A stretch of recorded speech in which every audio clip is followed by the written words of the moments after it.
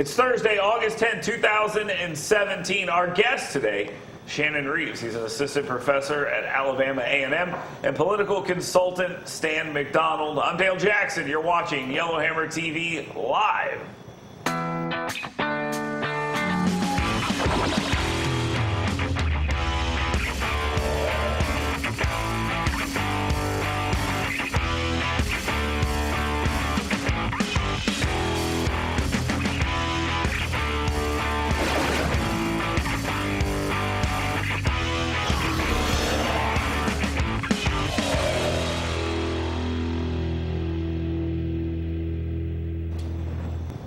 Welcome back to Yellowhammer TV Live. A lot to discuss today. We are letting the endorsement from Donald Trump to Luther Strange sink in. We have Mitch McConnell and Donald Trump apparently feuding now. And also the North Korea situation continues to look rather perilous. We'll talk about it all. Let's get to the headlines.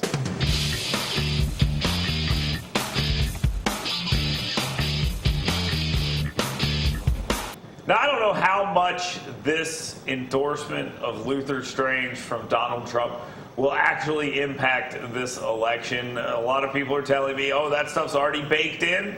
We already know that this was the argument Luther Strange was making.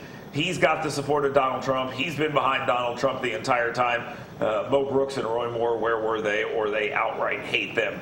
So there's a lot of questions about how much this actually means. Roy Moore came out yesterday and said, look, Donald Trump is not on the ballot. I support the guy, but this isn't about him.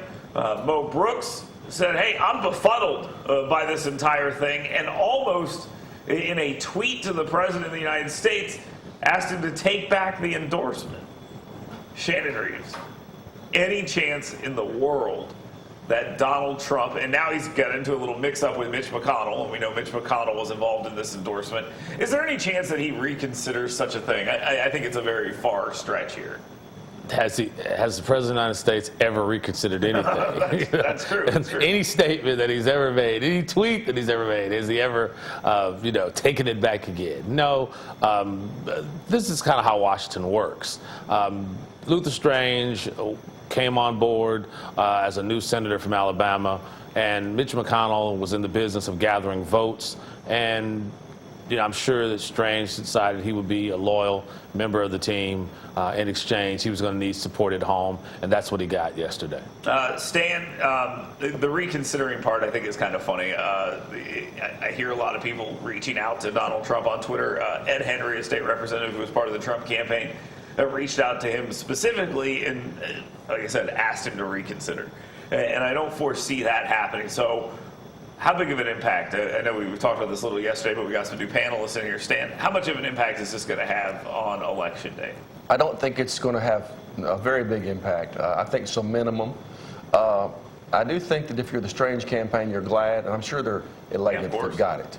But in terms of the different tools that you can have in a campaign, the endorsement of other people is probably one of the most overrated things that you get, in my opinion. The candidate always wants it, but to me, most people who've ever given endorsements or received endorsements, at the end of the day, I think it's overrated. It probably hurts the person who gives it, and the person who gets it, I'm not sure that it really is changes the minds of people who in this race, 90% of them already know exactly what they're going to do. Well, I think that they know. I agree with you. I mean, if you look at the numbers, the undecideds are like 15%. I mean, it's not, depending on which poll you look at, it's not something where people don't know where they stood on Trump, during the primary, all these other things. But like you said, you'll take it. You'll gladly take the endorsement. And Luther Strange said that there is more coming from the President of the United States. There are already some ads that are, that are out there. And if those ads, again, on the day or the day before the election are bombarding, and people are going, wait, there's an election? Wait, Donald Trump supports that guy? I think it has an impact there at the end of the day. Mm-hmm. And that's the target. I mean, this is the target, right, Shannon? Yeah, I was going to say, it's the endorsement, but it's how it's technically used by the campaign, right? So it's about, you've got those, it was an endorsement in tweets, but if you're able to get a radio ad from the President of the United States in his voice, or some type of a print that can be used used for, again, for target marketing, for going into rural areas, getting a drop. It's not going to target generally, like I said, those people have already made up their minds, but it's that marginal group that are out there that doesn't pay attention every day, and that's how it's going to be. Well, I think we all agree that if you could get that endorsement in this race, you take it, even though Trump's kind of taken a hit here amongst Republicans because of what happened to Sessions. But again, you want it. It's a big pickup for Strange. Moving on, Mitch McConnell was touted as one of the guys who leaned on the president and said endorse Luther Strange. Now there seems to be a little bit of a dust-up happening between Donald Trump and Mitch McConnell. The quote here by the New York Times, Mitch McConnell's, quote, excessive expectations comment draws ire from Donald Trump. And basically, Trump wrote this: Senator Mitch McConnell said, I have excessive expectations, but I don't think so. After 7 years of hearing repeal and replace, why not done? Okay, so here we are a day after an endorsement where Mitch McConnell clearly played a role in this, and now Donald Trump and Mitch McConnell are firing back. And in most of these cases, it's Donald Trump firing and Mitch McConnell basically playing defense. Stan, what does Donald Trump hope to gain by fighting the Senate Majority Leader from his own party? Well, he's just, I think it's like two guys under the basketball goal, fighting for the rebound. In other words, they're just always constantly, these guys have got big fish to fry every day, big agendas going on every day, and they're always, I guess, charting out their ground. And it's just Trump's style, obviously. Well, before the tweet, allegedly he called up McConnell and expressed displeasure with him. They had a conversation, and Trump apparently was not happy with that, decided he had to make it public as well. Is there a strategy here, or is this Donald Trump just being Donald Trump, Shannon? Well, this is a case of a married couple having a fight over which in-laws to invite for Thanksgiving dinner. I mean, you're joined at the hip. You can't get out of the situation. You're going to fight, but you just have to figure out how to get through things and still work together. That's basically all it is. You can't, I mean, for Mitch McConnell, he pulled together the votes that he could pull together for the bill that was present. The president may want certain things, but you got to also remember, most presidents actually put their shoulder to the wheel and actually really muscle those votes in districts and whatnot. And for a first-time president, he didn't necessarily put together the work that previous presidents do for major legislation as well. So they're joined at the hip. They need each other. They can't get out of the relationship. So you're going to see these types of dust-ups and squabbles going forward. You talked about what other presidents have done. If Donald Trump had not been going to campaign rallies in New Hampshire and Alabama and all this other stuff since his election, and instead went to Arizona and held the same events there and pushed for health care, maybe you'd have a different response from a John McCain, who, by the way, got a Donald Trump endorsement. He pushed for him, and then John McCain sort of was the guy who voted at the end of the day. I mean, it seems rather odd, the attention given to this squabble between Mitch McConnell and Donald Trump when they've been helping each other this entire time. And now, like I said, the day after an endorsement in Alabama, you got Trump taking a shot. Yeah, well, but if you think about it this way. Try to be Mitch McConnell, and you're trying to keep, a Republican delegation focused on health care and what kind of bill this could possibly be. And in 6 months of your party's president being elected, how many different distractions have there been during that 6-month period of time? And members are trying to figure out, is the president going to be strong? Do we have to stay with him? I wasn't with him in the primary. Where am I on it? So it's a lot going on. And then there's what's he going to do tomorrow? He goes out and says, we want a strong bill, a big, beautiful bill. He's not advocating for anything. I mean, he's just advocating for something, Stan. Well, it's, I hate to say it, but it's like Mo Brooks has been saying. You just don't know where the guy is. You don't know if you can trust him. I think when he says, and I'm sure Mo's not really wanting to promote this notion right now in the middle of the campaign because he's taking heat for this. But what he's saying is, look at some stuff that he has done. He'll say he's right here, and then 2 weeks later, like on the health care bill, it's me. Yeah. I mean, my gosh. And so if you're a member, what do people like? They like predictability, regularity, consistency. When I hear people brag about somebody being a good legislator over the years, what they'll say is, We always knew where he's coming from, and we always knew that he meant what he said. Do you have that in Donald Trump? No. If he was a stock and you were talking about investing or buying or selling or holding, you'd say, stay away from that. And I think there's a reason for that, though, also. You're 100% correct. I think this reason is because the president is trying to get past the things that he's not familiar with and he doesn't really like. He's trying to get past health care because he needs to know exactly how much money is going to be in the budget so that he can move to what he does like, and that's infrastructure and tax relief and tax cuts. He wants to get into money and finance, but he has this big thing called health care, and he's upset because it's holding him back from doing what he really does have some knowledge He about. also wants a win. And he wants something that he can say, I won, and here it is, and here's the thing. Like, that's why he came out and said, hey, this bill is awesome. Let's hold a rose garden ceremony. And then 2 weeks later, never mind, that was mean. Let's do something else. Let's move on to the next thing. One of the reasons Donald Trump needs a win, the Trump-Russia stuff still continues to eat up a ton of airtime on national television, still continues to be an issue. Former Trump campaign manager, although he was only a campaign manager for a very limited time, had his home searched as part of this Mueller inquiry. And now, it's not a shoe dropping, but it's somebody taking their shoe off. I mean, if you want this to stop, there has to stop being new revelations and things happening. Instead, there's something new every single day. The Manafort stuff happened about a month ago, but here's what happened. They said he was participating with Mueller. They still didn't get what they wanted, so they went in with guys with guns and took stuff from his house. How big a deal is this, Stan? Is this another escalation in this? Does this tell us there might be something more to this Trump-Russia scandal?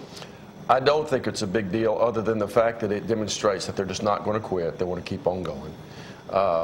There just seems to be nothing there, and that continues. And it's about the campaign. Remember, this investigation still goes back to the campaign. That's why you have guys like Manafort who have nothing to do with the current administration, but he's seen as for lack of a better term, a Russian ally, and that just continues to drag these things out. Does it get any better? I mean, does this ever stop at this? I mean, here we are still discussing this, and every day or every month now it's new stuff. No, it doesn't stop, because you have to remember the broad authority of the special counsel's role here. You know, they said, well, we're looking into collusion, potential collusion with Russia.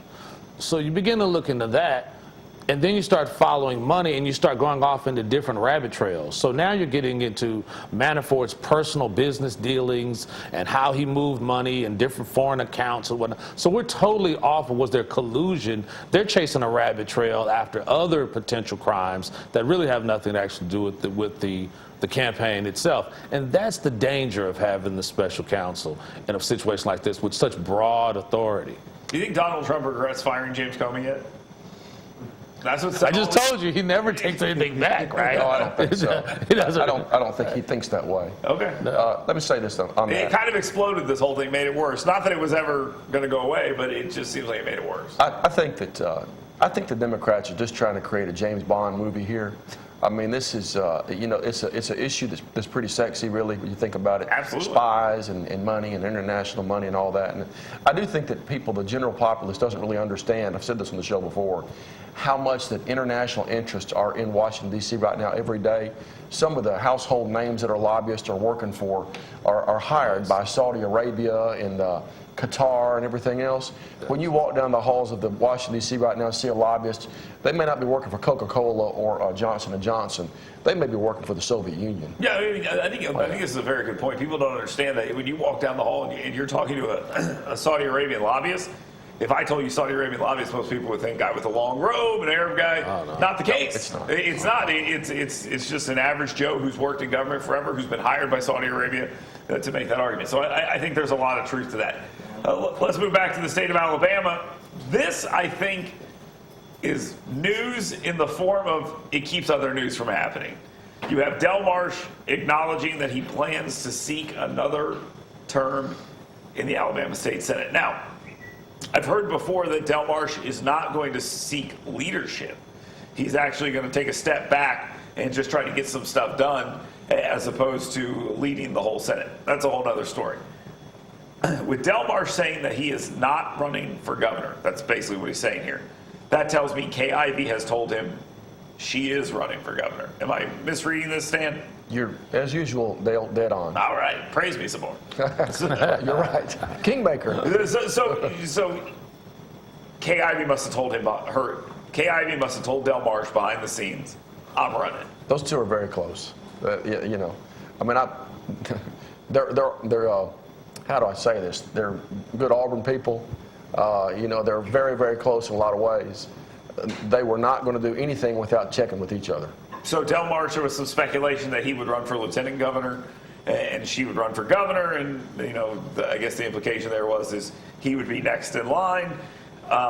There's people who spend too much time thinking about that. I'm just telling you, it's what the speculation was. I know. It was the speculation was, but now, does this surprise you this early? I mean, Kay Ivey's kind of kept it out there that I haven't decided. I'm just trying to right the ship. But I think anyone who pays any attention knows, Shannon, that this is a sign that probably let's just be real, the most powerful guy in the Alabama legislative body is Del Marsh.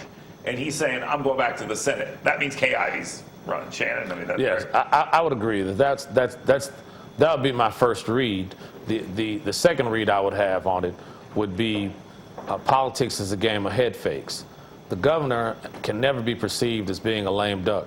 So the other agreement could be that we're going to hold this posture, back me up to make it as credible as possible, and then, you know, later on at the last minute, maybe I might decide officially when it gets closer to time, and then that kind of keeps everybody else guessing.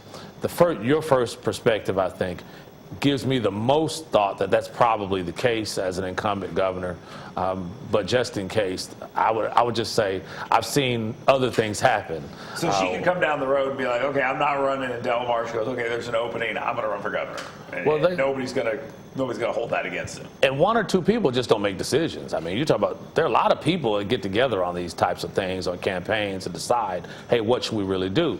But if there's a signal right now that the sitting governor is not running for re-election this early, in this year, when the election's late next year, it's just too early to do that. If there was not an Alabama Senate race going on right now, this would be the main story. I mean, this stuff with the governor's race, I think would stand. Is that accurate? Oh yeah, 1,000,000% accurate. Absolutely. But let me say this on the governor's race too. Shannon's exactly right about the head fake thing. Although I don't think that's what this is. Although he's right, it could be that. But I think that you wouldn't see this coming out so soon if you weren't seeing such successful fundraising on the part of Tommy Battle and Bill Hightower and a few others. I think they have forced the hand, because I think Tommy's raised, you know, it's getting near $500,000. Too. And Hightower's not that far behind. And really all of the Montgomery money, as long as Kay's running, they're going to have to be with Kay. Stay with it. So I think finally you've had a money crunch time where people have had to send out the signal, hey, you're either in or you're not. Is this okay? So let's take a second, look at that for a second. They're looking at Battle and these other guys and go, whoa, they're raising money. Now we got to send it clear that Ivey's running, but she's not going to say I'm running. So Del Marsh is sending the message to the Montgomery power brokers, she's running. Is that what that is? Exactly. Okay. What he's saying is, hold your money, boys. I know Tommy's raised $500,000. I know you got Hightower down here. I know you're getting tempted. You got members back home that are giving money, and they're saying, what are y'all going to do with your PAC money? And Dale's saying, y'all better hold your PAC money. Okay. All right. Things could change, and obviously they very well may. But we'll continue here on Yellowhammer TV Live. When we come back, we'll discuss this North Korea situation. Who's calling the shots? You have Trump saying one thing, Tillerson comes out and says something different, and then Mattis comes out and backs Trump. So who knows what's happening? We'll discuss that next, right here on Yellowhammer TV Live.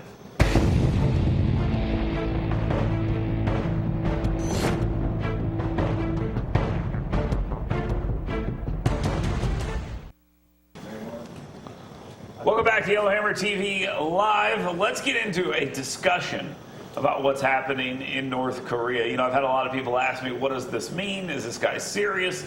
Is Trump serious? Is Tillerson serious? Is Mattis serious? And again, this is kind of what government by chaos leads you to. And I'm not saying that the Trump administration is always chaos, but there is a lot of chaos. You have the President of the United States going off script and saying that if North Korea threatens the United States, you will see fire and fury in which the world has never seen.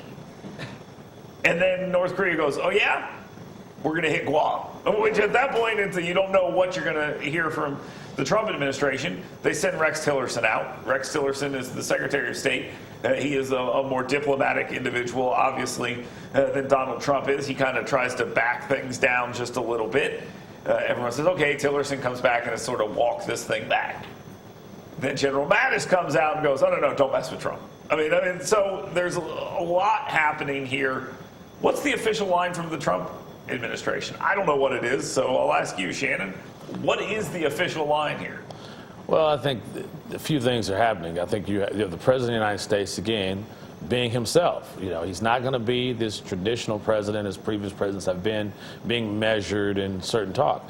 But I think with who he is, he does do something different. He keeps North Korea unbalanced as to not being predictable. On the other hand, the Secretary of State is being measured and trying to keep the American people kind of calm and say kind of don't panic. So that kind of, I think that's something that is by design. Mattis's words, do not invite the destruction of your people. These are not vague things. These are very direct threats. And again, I'm not going to take the role that the mainstream media has taken, that Trump is out of line, because I see there's a crazy person on the other side of this issue, too, that is not just like a victim. He's ramping this up. He's been launching missiles for going on, or not he, but the regime over there has been launching missiles and nuclear tests and all this other stuff going on 20-something years here. So there's another side to this. But this isn't American diplomacy of the last 30 years. This is new. This saber rattling's new. It's Trump diplomacy. Okay. And so you have Mattis saying one thing, you have Tillerson saying one thing, and then you have the President of the United States saying one thing. If you're North Korea, who do you believe? And I think that's what they intended to be right now. So Stan, do you agree? Do you think this is sort of a foreign policy by chaos, by design? I agree with that. That's a good way to put it. I think that the Trump administration is chaotic, but at the same time, I think that Trump does, in his mind, have a rhyme and reason, and he doesn't mind if nobody else understands him, by the way, because that gives him the way he sees it control. And really, there is some rhyme and reason to this. State Department is supposed to make nice. Defense Department, as Rush Limbaugh says, is supposed to kill people and break things. That's right. So you have the carrot and the stick. Right. And carrot and stick under the control of President Trump is not really that bad of an approach. Well, right. The problem, and we've discussed this yesterday on this program, we have a lot of soldiers and families within striking distance in both Japan, South Korea, Guam. In that region, there's a ton, especially right across the border. You have the ability to hit as far, I believe they say now, Chicago from North Korea. Again, who knows what it actually means. You could shoot these things down, some people would argue, but then you're shooting down a nuclear weapon. So, you have a whole other problem that comes with this. Essentially what we are doing is we are daring North Korea to make a decision, and we are escalating, and the United States, is escalating this just along. Before it was North Korea escalates and the world reacts. Now we are actively escalating. Is this the way to handle this? Dale, I don't know if it is or not. I believe there again in carrying a big stick, and I think that Trump's doing both. He's carrying a big stick, and but we'll put the carrot out there. But let me add on to this right here a second. What jumps out to me is for 20 years now we've been sitting on our rear ends and not developing space, the Strategic Defense Initiative. And from here in Huntsville, Alabama, we should be screaming to high heaven, murder, because we could have done a trillion times more than we've got right now. Well, that's very true. But right now, I guess the question here, Shannon, real quick, we're running out of time here. Who backs down? You got Trump, a guy who we've talked about numerous times more, he never backs down, and Kim Jong-un, who in his entire life I don't think has had to back down. So, they both got nukes. So who backs down?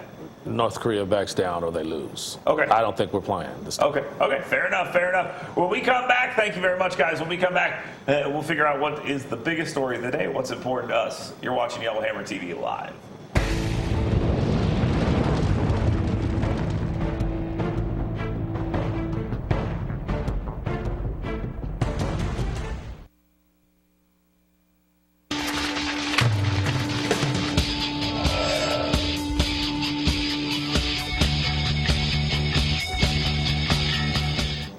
Welcome back to Yellowhammer Yellowhammer TV Live. Let's get into it. What is the biggest story of the day? Shannon, you can go first. What's the biggest story for you today? Well, one of the big things that I'm watching is amidst the fact that we do have a big state Senate race going on right now, there's also a big mayoral race in Birmingham. And so I'm keeping an eye on what's going on with that race in Birmingham. A lot of candidates in the race. The incumbent, Bell, is running again, but you also have a strong contender, Chris Woods, who is running in that race as well. So let's see how the turnout's going to happen with all the attention on the special and the Senate race. What's going to happen in Birmingham with the mayor's race down there? Stan, what's the biggest story of the day for you? No doubt.